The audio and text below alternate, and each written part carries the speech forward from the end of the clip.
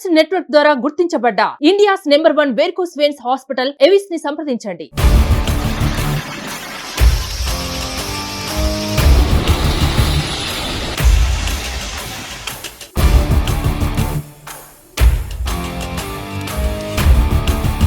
Welcome to Suman TV. HYDRAA ఎప్పుడైతే కూల్చివేతని మొదలుపెట్టిందో అప్పటి నుంచి FTL బఫర్ జోన్ అనే పదాలు రిపీటెడ్గా వినిపిస్తున్నాయి. అనేక మంది హైదరాబాద్ శివారుల్లో ఇళ్లను కొనుక్కున్న వాళ్ళు ఇప్పుడు ఈ FTL బఫర్ జోన్ పేరు విని భయపడిపోతున్నారు. తాము ఎంతో కష్టపడి రూపాయి పోగేసుకొని దాచుకున్న డబ్బుతో ఇల్లు కొనుక్కున్నాం, ఆ ఇల్లు ఇప్పుడు చెరువులో ఉందా, FTLలో ఉందా, బఫర్ జోన్లో ఉందా అన్నది అర్థం కాక సతమతమవుతున్నారు. అనేక కాలనీలు మన సిటీలో హైదరాబాద్ నగరంలో దాదాపు 930కి పైగా చెరువులు ఉన్నాయట. ఈ చెరువులన్నీ కనిపించట్లేదు ఇప్పుడు. అయితే ఈ చెరువులన్నీ ప్లాట్లుగా మారిపోయాయి, అందులో వెంచర్లు వచ్చాయి, ఇప్పుడు ఇళ్ళు కూడా నిర్మాణం అయిపోయాయి, కాలనీలు ఏర్పడ్డాయి. అయితే మీ ఇల్లు ఏ జోన్లో ఉంది, FTLలో ఉందా, బఫర్ జోన్లో ఉందా, మీరు ఎలా తెలుసుకోవాలి? మీ ఇంటికి సమీపంలో ఉన్న చెరువుకి మీ ఇంటికి సంబంధం ఏముంది? ఈ అంశాన్ని మీకు చెప్పడానికి ఇప్పుడు అసలు FTL అంటే ఏంటిది, బఫర్ జోన్ అంటే ఏంటిది చెప్పాలని ఒక వీడియో చేస్తున్నాను. ఈ వీడియో చాలా ఇంపార్టెంట్ వీడియో, మీకు ఒకసారి ఈ వీడియోని పూర్తిగా చూడండి. నిజానికి FTL అంటే చాలా సింపుల్గా చెప్పొచ్చు, దాన్ని ఫుల్ ట్యాంక్ లెవెల్. ఏ చెరువుకైనా ఫుల్ ట్యాంక్ లెవెల్ ఉంటుంది. ఫుల్ ట్యాంక్ లెవెల్ అంటే ఏంటంటే ఆ చెరువు వానాకాలంలో ఎంతవరకు నిండుతుందో దాన్ని ఫుల్ ట్యాంక్ లెవెల్ అంటారు. ఉదాహరణకి మీకు ఒక చిన్న ఎగ్జాంపుల్, ఒక ఇమేజ్ని చూపిస్తాను నేను. ఏంటంటే ఇప్పుడు మీకు ఒక చెరువు కనిపిస్తుంది చూడండి. ఈ ఇమేజ్లో మీకు కనిపిస్తున్న చెరువులో సాధారణంగా ఫుల్ ట్యాంక్ లెవెల్ ఎట్లా నిర్ణయిస్తారంటే, ఫుల్ ట్యాంక్ లెవెల్ అనేది ఒక చెరువుకు రాజ్యాంగం అనమాట.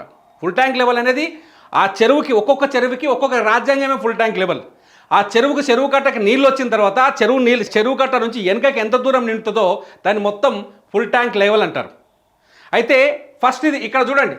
ఫర్ ఎగ్జాంపుల్ ఇది చెరువు అనుకోండి, ఇది చెరువు కట్ట, ఇది చెరువు అనుకోండి. ఒకసారి ఇది చెరువు కట్ట అనుకోండి ఉదాహరణకి. ఇది ఆల్రెడీ ఆక్రమించిన చెరువే, దీని పేరు చెప్పని ఇప్పుడు నేను, కానీ ఇది చెరువు కట్ట అనుకోండి. ఈ చెరువు కట్టకి ఈ బ్యాక్ సైడ్ ఉన్నదంతా ఫుల్ ట్యాంక్ లెవెల్ అవుతుంది. ఒకసారి మళ్ళీ చూడండి, ఇది చెరువు కట్ట అనుకోండి. ఈ చెరువు కట్టకి ఈ చెరువులో నీళ్ళు ఉన్నాయి. ఇప్పుడు ఇలా ఈ వెనకకున్నదంతా ఫుల్ ట్యాంక్ లెవెల్ అవుతుంది. ఇదంతా ఫుల్ ట్యాంక్ లెవెలే, ఇది ఫుల్ ట్యాంక్ లెవెల్ అవుతుంది. ఈ ఫుల్ ట్యాంక్ లెవెల్ ఎట్లా నిర్ణయించారు? గతంలో ప్రతి గ్రామానికి, ప్రతి ఊరికి, ప్రతి పట్టణానికి ఒక చెరువు ఉంటుంది. చెరువే ఊరికి ఆదెరువు. అటువంటి చెరువు ఉన్నప్పుడు సంవత్సరానికి 4 నెలలు మాత్రమే వానలు పడతాయి. మిగతా కాలం అంతా ఆ 4 నెలలు వచ్చే నీళ్ళని చెరువులలో నింపుకొని, వరదల నుంచి కావచ్చు, లేకపోతే చిన్న చిన్న కాలువల నుంచి కావచ్చు, ఆ చెరువులను నింపుకొని చెరువు కింద ఉన్న భూములు సాగు చేసేవాళ్ళు. ఆ చెరువులకి వెళ్ళి నీళ్ళు తీసుకొని ఊరోళ్ళు తాగుతారు. ఆ చెరువులనే పశుపక్షాదులు బతికేవి.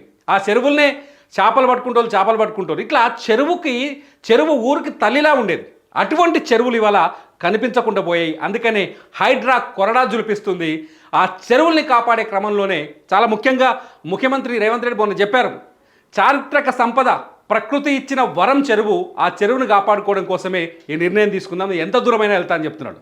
ఎందుకంటే ఈ ఫుల్ ట్యాంక్ లెవెల్ చూడండి ఒకసారి. చెరువు కట్ట నుంచి ఇళ్ళకి వచ్చి నీళ్ళు నింతున్నాయి అనుకో, ఈడ దాకా నిండొచ్చు నీళ్ళు రేపొద్దున. ఇప్పుడు నేను ఇక్కడ మార్క్ చేస్తున్నా కదా, ఈడ దాకా నిండొచ్చు నీళ్ళు. ఇదంతా ఫుల్ ట్యాంక్ లెవెల్ అవుతుంది. ఏడు దాకా అయితే మొత్తం చెరువు నింతదో ఆ ప్రాంతాన్ని అంతా ఫుల్ ట్యాంక్ లెవెల్కి కింద గుర్తిస్తారు. చెరువులకు నీళ్ళు వస్తాయి. మన కార్తీలు ఉంటాయి, రోహిణి కార్తీ, మురుగశిర కార్తీ, ఆరిద్ర కార్తీ, పెద్ద పూశాల, చిన్న పూశాల, కార్తీ కింద వాన పడుతూ ఉంటుంది. ఈ ఫుల్ ట్యాంక్ లెవెల్ ఎవరు నిర్ణయిస్తారంటే గ్రామ రెవెన్యూ ఆఫీసర్ నిర్ణయిస్తారు. గ్రామ రెవెన్యూ రికార్డుల్లో ఈ ప్రతి చెరువుకు సంబంధించిన ఫుల్ ట్యాంక్ లెవెల్ రికార్డు ఉంటుంది. గ్రామం కావచ్చు, మున్సిపాలిటీలో కావచ్చు. ఈ ఫుల్ ట్యాంక్ లెవెల్లో ఏం చేస్తారంటే ఏ కార్తీకి ఎంత వాన పడుతుంది, ఫర్ ఎగ్జాంపుల్ రోహిణి కార్తీకి 1 దాకా వస్తాయని చెప్తారు గ్రామ రెవెన్యూ ఆఫీసర్.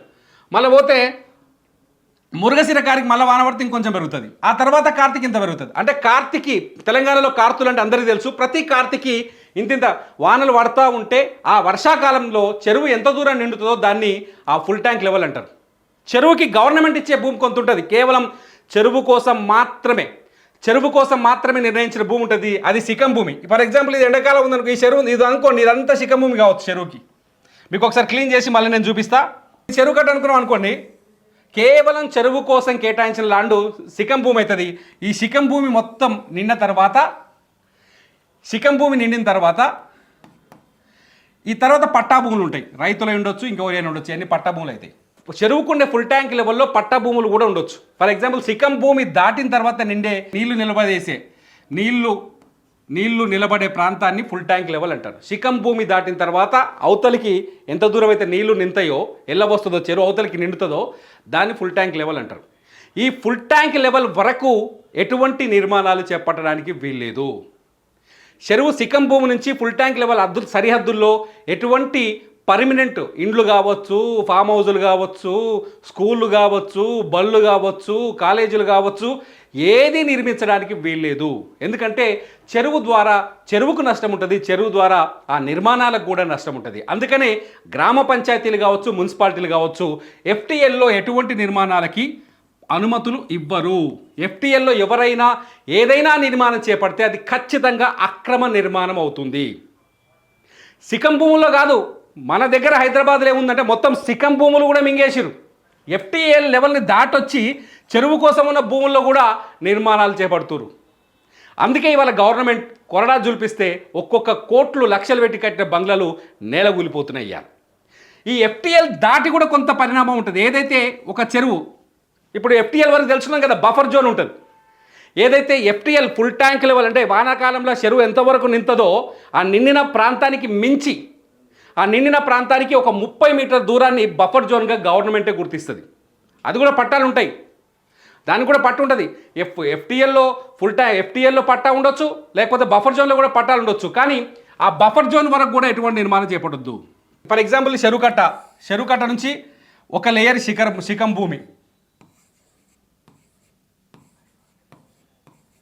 భూమి ఈ తర్వాత శిఖం భూమి దాటాక నీళ్ళు బయటకు వస్తాయిగా, ఇది ఎఫ్టీఎల్.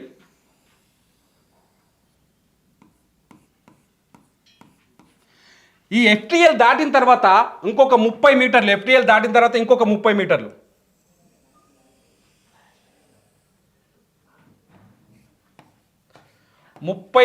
దూరం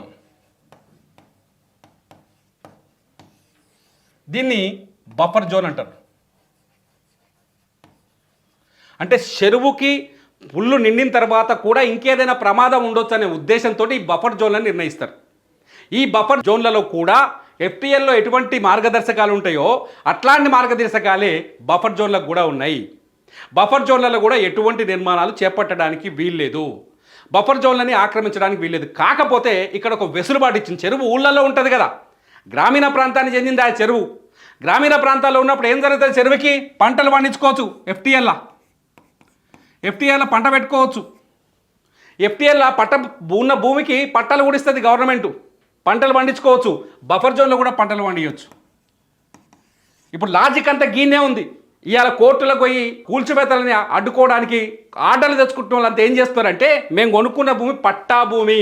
నాగార్జున కూడా ఏదైతే ఎన్కన్వెన్షన్ హాల్ నిర్మించిండో ఆ అక్కినేని నాగార్జున కూడా ఇప్పుడు వాదిస్తుంది, అదే మేము కొన్న భూమి పట్టా భూమి, అది చెరువు భూమి ఎట్లయితుంది అంటాడు నాగార్జున ఎట్లా అంటాడంటే, అది పట్టా భూమి చెరువు భూమి ఎట్లయితుంది, మీరు ఎట్లా నిర్మాణాలు చేపడతారు అంటాడు. సింపుల్గా చెప్తున్నా, నాగార్జున ఎఫ్టీఎల్లా కట్టిండే ఫంక్షన్ హాల్. ఎన్కన్వెన్షన్ కట్టకూడదు కదా. ఎఫ్టీఎల్లో ఉంటే చెరువు ఫుల్ ట్యాంక్ లెవెల్ వచ్చిన మునిగిపోతుంది కదా. ఎన్కన్వెన్షన్ కూడా పట్టభూమి అవుతుంది ఎన్కన్వెన్షన్, కానీ కట్టకూడదు కదా. గవర్నమెంట్ చెప్తుంది అదే. ఏం చెప్తుంది, ఎన్కన్వెన్షన్ పట్టభూమే కావచ్చు నాగార్జున, కాకపోతే అది నువ్వు ఫుల్ ట్యాంక్ లెవెల్లో కట్టినావు, అది కట్టకూడదు, నిర్మాణాలకు అనుమతులు లేవు, నీకు ఇచ్చినోడు ఎవడు పర్మిషన్. ఇప్పుడు అలా కథ అంతా చూస్తా అని చెప్తున్నారు. నీకు పర్మిషన్ ఇచ్చినోడు ఎవడు, ఆ కథ అంతా మేము చూస్తామని చెప్పేసి గవర్నమెంట్ చెప్తోంది. చాలా క్లియర్. మీ భూముల విషయంలో లేకపోతే మీ ఇండ్లు, మీరు కట్టుకున్న ఇల్లు ఎక్కడున్నాయో ఒకసారి తెలుసుకోండి. సర్వే నెంబర్లు మీ గ్రామ పంచాయతీ ఆఫీస్కో మున్సిపల్ ఆఫీస్కో పోతే మీ ఇంటి పక్కన ఉన్న చెరువుకు సంబంధించిన పూర్తి వివరాలు ఉంటాయి. చెరువుకు ఒక రాజ్యాంగం ఉంటుంది. సింపుల్గా చెప్పాలంటే ఆ రాజ్యాంగంలో మీ ఇల్లు ఎల్లుందో చూసుకోరు ఒకసారి. అది ఫుల్ ట్యాంక్ లెవెల్లో ఉందా, బఫర్ జోన్లో ఉందా చెప్పండి. ఫుల్ ట్యాంక్ లెవెల్ అంటే మొత్తం చెరువు పూర్తిగా నిండితే నీళ్ళు ఏడదాకా వస్తాయి, దాన్ని ఫుల్ ట్యాంక్ లెవెల్ అంటారు. ఆ ఫుల్ ట్యాంక్ లెవెల్కి మించి 30 మీటర్ల దూరం ఇంకా ఎక్స్ట్రా ఉంటుంది, దాన్ని బఫర్ జోన్ అంటారు. ఈ బఫర్ జోన్ చెరువుకు మాత్రమే ఉండదు, కాలువలకు కూడా ఉంటుంది. కాలువలు, నాలాలు, వీటన్నిటికి ఉంటుంది బఫర్ జోన్. కాలువలు, నాలాలకు కూడా ఉంటుంది. కాలువలు 10 మీటర్ల విస్తీర్ణం కంటే తక్కువ ఉందనుకోండి, కాలువ కావచ్చు, నాలా కావచ్చు, దాని వెడల్పు, అది ప్రవహించే వెడల్పు ఉంటుంది కదా, అది 10 మీటర్ల కన్నా తక్కువ ఉంది అనుకోండి, దానికి 9 మీటర్ల వరకు బఫర్ జోన్ ఉంటుంది. ఏదైనా కాలువ కానీ నాలా కానీ దాని పక్కన ఏదైనా నిర్మాణం చేపట్టాలంటే ఆ కాలువకు 9 మీటర్ల దూరంలో చేపట్టాలి. 9 మీటర్ల లోపు ఎవరైనా కట్టి ఏదైనా నిర్మాణం కడితే అది అక్రమ నిర్మాణం అవుతుంది. 10 మీటర్లకు మించి ఉందనుకోండి, దాన్ని ఏమంటారు, అది 10 అంటే ఏదో కాలువ కానీ లేకపోతే నది కావచ్చు, దానికి 30 మీటర్ల వరకు బఫర్ జోన్ ఉంటుంది. నది కూడా ఉంటుంది. 30 మీటర్లు దాటిన తర్వాత నిర్మాణాలు చేపట్టాలి. ఒక్కసారి ఆలోచించండి. మన రాజకీయ నాయకులు కావచ్చు, మన రియల్ ఎస్టేట్ ఉన్నోళ్ళు కావచ్చు, లేక్ వ్యూ గెస్ట్ హౌస్లు కావచ్చు, లేక్ వ్యూలు కావచ్చు, లేక్ వ్యూ ఇండ్లు కావచ్చు, లేక్ వ్యూ లొకేషన్స్ కావచ్చు, ఇవన్నీ 100% full tank level and buffer జోన్లలో మాత్రమే నిర్మించున్నాయని అర్థం చేసుకోవాలి. హైదరాబాద్ చరిత్ర ఒకసారి చూస్తే ఏం చెప్తున్నారో తెలుసా? హైదరాబాద్లో కుంటలన్నీ ఖాళీలు అయిపోయినాయి. దాదాపు 5,000కు పైగా చెరువులున్న హైదరాబాద్ ఇలా 50 చెరువులు కూడా లేవు, కనుమరుగైపోయాయని చెప్తున్నారు. ఇది బఫర్ జోన్ FTL పైన క్లారిటీ. ఎవరైనా మీ ఇల్లు ఎక్కడుందో ఒకసారి చెక్ చేసుకోండి. మీ మున్సిపల్ ఆఫీస్కి పోయి చెక్ చేసుకోండి. లేదంటే మీ ఇంట్లో కూడా ప్రమాదం ఉండొచ్చేమో. రేపు చట్టాలు రావచ్చు. ప్రకృతి నాశనం అయిపోతుంది. ప్రకృతిని కాపాడుకోవడం కోసం ప్రపంచవ్యాప్తంగా ఉద్యమాలు వస్తున్నాయి.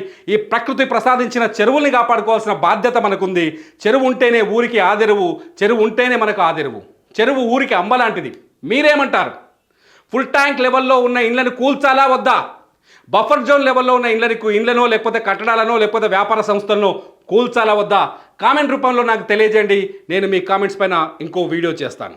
చూస్తూనే ఉండండి సుమన్ టీవీ. మీ బిజినెస్ ఏదైనా మీ ఊర్లో ప్రమోషన్ చేయాలంటే అది సుమన్ టీవీతోనే సాధ్యం. ఇప్పుడే సంప్రదించండి.